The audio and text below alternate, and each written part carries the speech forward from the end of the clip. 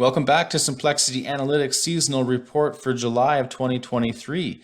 July this year has 6 markets that are the most bullish, and that's silver, the 30-year bonds, the 10-year notes, the S&P E-minis, NASDAQ, and the Japanese yen. It is the most bearish month of the year for corn.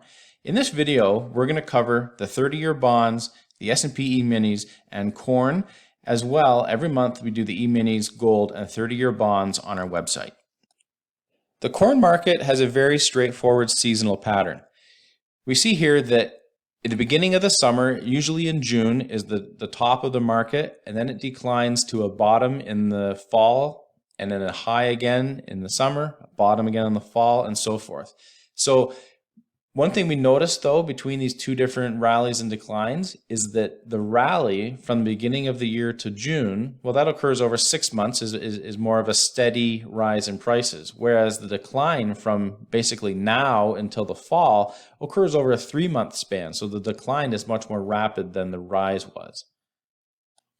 The bearishness in July for corn doesn't really get going until the 3rd week of the month. Right off on that Monday, we start off with some reds, and then we get into some dark reds. The dark reds are higher dollar values and higher win percentages. We see even especially on the particular date, July 21st, it's 15-0, that's 100% win percentage, and over $6,000. And we also have over $6,000 days here, and here we have a 95% day on the day left in the month, so that would be day number 7.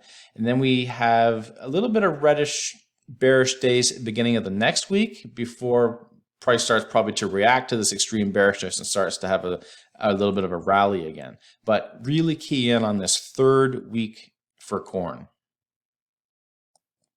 The US 30-year bonds July seasonal chart shows we're right in the middle of a seasonal rally on the indicator when July occurs. But each of the last 3 years has gotten more bullish than the one previous. You see this one here, the indicator is showing that we're going to have a rally followed by a dip and then more strength at the end of the month, whereas last year it kind of flattened out the end of the month, and the year before that it was declining the end of the month.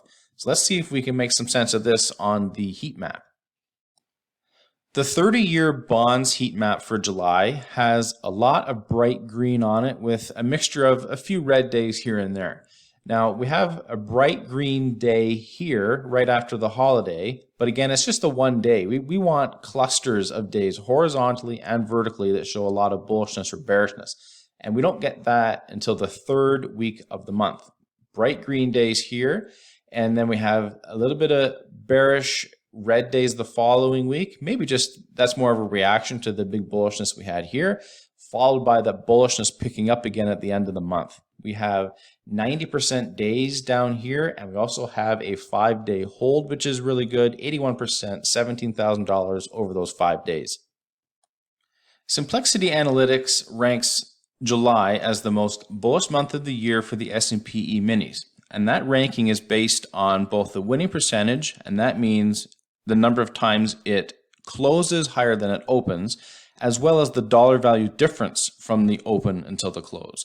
And as we see, July, the most bullish month of the year, and 70% of the time, July has finished higher than it has opened.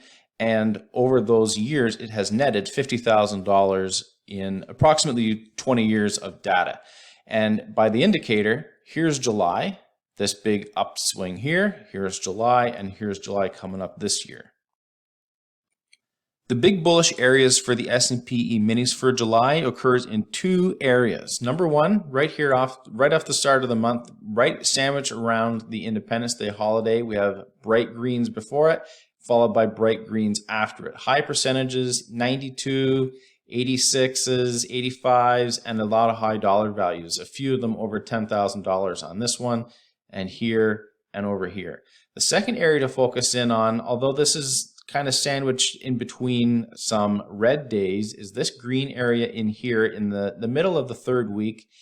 We have some 5-day holds popping up with some high dollar values. You have 12,000, 14,000, and 21,000 over the 5-day hold, which is the 3rd best 5-day hold of the entire year. Thanks for watching. Remember to like and subscribe and hit that notification bell so you're notified on our next videos. Simplexity Analytics, making complex trading simple.